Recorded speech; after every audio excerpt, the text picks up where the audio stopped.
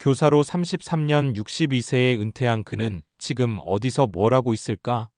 서론 나도 언젠가는 은퇴를 한다는 말이 진짜 내 이야기처럼 들릴 때 요즘 문득 그런 생각이 들 때가 있다. 내가 은퇴하면 뭐 하고 살지? 예전엔 그저 남 얘기 같았던 은퇴라는 단어가 이제는 내 어깨 위에 조용히 내려앉는다. 직장에서 누군가가 정년을 맞아 떠나고 고등학생이던 우리 애가 대학생이 되고 아침 출근길에 문득 이 생활도 언젠가 끝나는구나 싶을 때 그때서야 우리는 은퇴라는 걸 실감하게 된다. 그리고 이런 생각이 따라온다. 그렇게 긴 시간 일해놓고 정작 은퇴 후에는 어떻게 살아야 하지? 나는 뭘 좋아하는지도 잘 모르겠고 막상 자유시간이 생기면 허무할 것 같기도 해. 그렇다고 무작정 불안해할 필요는 없다. 지금부터라도 은퇴를 준비한다면 인생 이막은 지금보다 더 빛날 수도 있다. 오늘은 그 힌트를 주는 이야기, 은퇴 후 삶을 능동적으로 살아가고 있는 사람들 이야기를 해보려 한다. 1. 은퇴는 끝이 아니라 방향을 바꾸는 시점이다. 많은 사람들이 은퇴라고 하면 멈춤, 중단 또는 소멸 같은 느낌을 떠올린다. 특히 30년 넘게 한 직업을 가져온 사람일수록 그 일과 내가 하나였기 때문에 그만두는 순간 정체성마저 잃는 것 같은 두려움이 찾아온다. 하지만 사실 은퇴는 끝이 아니라 변경이다. 속도도 바뀌고 방향도 달라지고 내가 집중하는 것도 달라지는 시기. 그걸 미리 조금만 준비해두면 은퇴 후의 삶이 훨씬 덜 막막하고 더 즐겁다. 2. 사례 1 62세에 퇴직한 교사 마을 도서관을 열다. 김정호 가명씨는 중학교에서 33년간 국어교사로 일했다. 정년 퇴직하던 해 축하도 많이 받았지만 집에 돌아오니 뭔가 허전했다. 이제 나를 불러줄 곳이 없다는 기분이 들었다고 한다. 하지만 그는 퇴직 1년 전부터 은퇴 후 계획을 세워놨다. 평소 책을 좋아했던 그는 동네에서 작은 책방을 열고 싶다는 마음을 품고 있었다. 문제는 돈이었다. 그는 퇴직금 일부와 10년간 부은 적금을 합쳐서 동네 골목 작은 상가를 얻었다. 그리고 책방이자 도서관으로 운영할 수 있게 책을 기증받고 동네 아이들에게 책 읽어주는 책 선생님으로 변신했다. 아이들이 오면 책도 읽어주고 학교 다닐 때처럼 글짓기 지도도 해줘요. 퇴직했는데 오히려 더 바빠요. 근데 즐거워요. 그는 요즘 하루에 두세 팀 정도 아이들이 찾아오고 이웃 어른들도 조용히 책 읽으러 온다며 흐뭇해했다. 돈은 예전만큼 벌지 못하지만 하루하루가 나한테 맞는 옷처럼 편하다고 말했다. 3. 사례 2 대기업 퇴직 후 반찬 가게를 연 58세 주부. 박명숙 가명씨는 남편과 함께 맞벌이를 하며 두 아이를 키워냈다. 58세에 조기 퇴직을 한 후 처음엔 그냥 쉬고 싶다는 생각뿐이었다. 하지만 6개월쯤 지나자 심심함과 무기력이 몰려왔다. 그러다 남편이 장난처럼 한 말이 계기가 됐다. 여보, 당신이 해주는 밥이 제일 맛있다니까 진짜 팔아보지 그래. 그 말에 박 씨는 진지하게 고민했다. 자격증이 필요할까?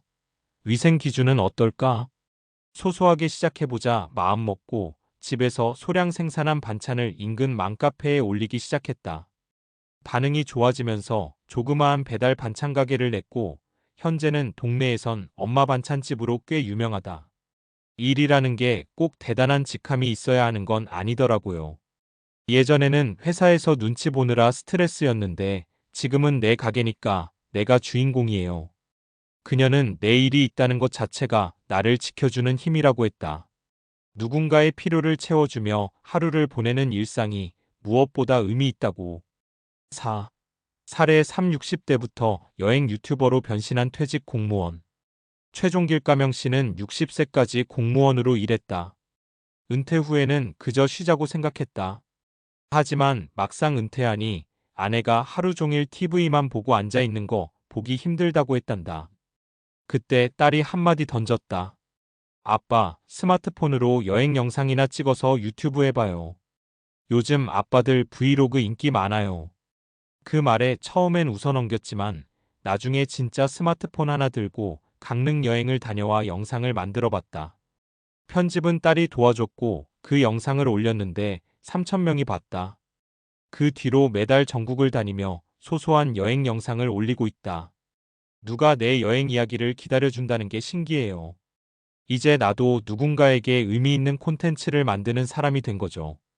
지금은 유튜브 수익도 조금씩 들어오고 무엇보다 인생 후반전을 잘 살고 있다는 만족감이 크다고 했다. 오, 은퇴 준비 꼭 돈만이 전부는 아니다. 많은 사람들이 은퇴 준비 돈이라고 생각한다. 물론 경제적인 준비도 중요하다. 하지만 그 못지않게 중요한 건 자기 삶을 스스로 꾸려나가는 힘이다. 무엇을 좋아하는지, 어떤 시간을 보내고 싶은지, 누구와 함께하고 싶은지, 이런 질문에 답하는 게 진짜 은퇴 준비다. 6. 지금 시작하는 작은 연습이 은퇴 후 삶을 바꾼다. 은퇴라는 단어가 아직은 멀게 느껴지더라도 하루에 10분씩이라도 내가 좋아하는 일을 해보는 연습을 시작해보자. 글을 써보는 것도 좋고 동네 강좌를 들어보는 것도 좋다. 취미 모임에 나가보거나 평소에 해보고 싶었던 것을 작게라도 시작해보면 된다. 은퇴하고 뭐하지? 가 아니라 지금부터 하나씩 해보자가 더 나은 질문이다. 7. 마무리 은퇴 후 인생은 나라는 사람을 다시 찾는 시간이다. 교사로 33년을 보낸 그가 은퇴 후 아이들에게 책을 읽어주며 웃고 있는 이유는 단 하나다. 그는 이제 자기 삶의 주도권을 다시 쥔 것이다. 당신도 마찬가지다. 누군가의 상사, 누군가의 엄마, 누군가의 부하 직원으로 살다가 이제야 나라는 사람으로 살아볼 기회가 주어진다. 그 시간을 막연하게 두려워하기보다 조금씩 준비하고 기대해보자. 은퇴는 끝이 아니라 다시 시작이니까. 당신은 은퇴 후 어떤 모습으로 살고 싶나요? 그 질문의 답을 오늘부터 천천히 찾아가도 괜찮습니다. 앞선 에세이는 은퇴 후 삶의 방향성과 실제 사례들을 통해 심리적 전환에 초점을 맞췄다면, 이어서 다룰 만한 주제는 은퇴 후의 뇌 건강과 신체 활동의 중요성입니다. 왜냐하면 은퇴 후 삶이 만족스럽기 위해선 신체적 정신적 건강이 기반이 되어야 합니다. 특히 뇌 활동과 사회적 연결 유지는 노년기의 삶의 질을 좌우하는 핵심 요소입니다. 이를 뒷받침하는 과학적 연구와 통계도 다수 존재합니다. 은퇴 후 진짜 중요한 건 뇌와 몸을 계속 쓰는 것. 은퇴 이후 많은 사람들이 겪는 문제 중 하나가 우울감과 무기력이에요. 아무도 나를 필요로 하지 않는 것 같다는 정서가 자리를 잡기 시작하면 생각보다 빠르게 인지력 저하나 우울 증상이 나타나기도 합니다. 하지만 뇌는 사용할수록 젊어지는 기관이라는 사실 알고 계셨나요? 1.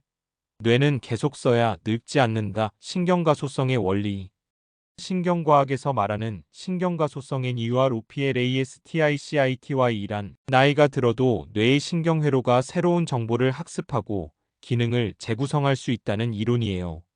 미국 하버드대 연구에 따르면 60대 이후에도 새로운 취미나 지식 습득은 뇌세포 간 연결을 활성화시키고 알츠하이머나 치매 발병률을 낮추는데 직접적인 영향을 준다고 해요. 즉, 책을 읽고 쓰고 배우고 사람들과 이야기하는 일은 단순한 여가 활동이 아니라 뇌운동인 셈이죠. 하루 30분 글쓰기, 주 23회 사람들과 대화하는 모임, 낯선 분야의 강좌나 온라인 학습, 이런 습관들이 뇌를 젊게 유지해주는 비결입니다. 2. 신체 활동은 곧 두뇌 활력이다. 몸이 움직이면 마음도 따라간다. 또 한 가지 중요한 건 몸을 움직이는 것이에요.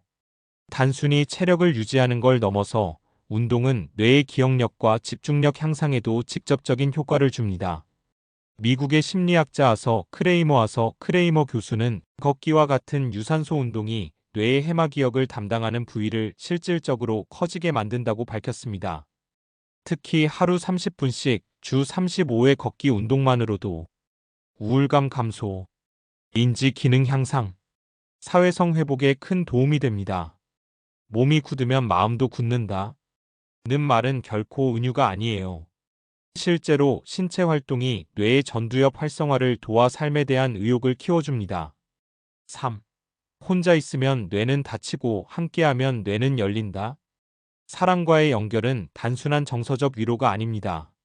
사회적 활동은 뇌에 자극을 주는 복합적 작업이에요. 말을 듣고 이해하고 감정을 조절하고 나의 경험을 꺼내 공유하는 그 모든 과정이 뇌를 종합적으로 자극합니다. 캐나다 브리티시 컬럼비아 대학 연구팀에 따르면 사회적 관계가 활발한 사람은 그렇지 않은 사람보다 치매 발병 확률이 70% 가까이 낮다고 합니다. 그 동네 작은 독서 모임, 종교나 문화센터 활동, 온라인 카톡 소모임이라도 참여하기. 이런 활동이 단절을 막고 뇌를 살아있게 해줍니다. 정리하면 이런 습관이 은퇴 후 삶의 질을 지켜줍니다. 영역 구체적인 실천 효과. 뇌 건강 독서, 글쓰기, 학습 기억력, 인지력 유지. 신체 건강 걷기, 스트레칭, 가벼운 근력 운동 우울감 완화, 활력 회복. 사회적 연결 모임 참여, 대화, 봉사활동 외로움 예방, 정서 안정. 마무리 은퇴 후 삶을 설계할 때 가장 먼저 챙겨야 할 것. 결국 은퇴 후 삶은 무엇을 하느냐도 중요하지만 어떻게 유지하느냐가 더 중요합니다. 그 유지의 중심에는 건강과 활력 그리고 관계가 있어요. 시간이 많아진 은퇴 후의 삶이 무거운 공백이 아니라 가벼운 확장이 되려면 지금부터라도 몸과 뇌 그리고 관계를 가꾸는 습관을 들이는 게 좋습니다. 나중에 해야지는 이제 없어요.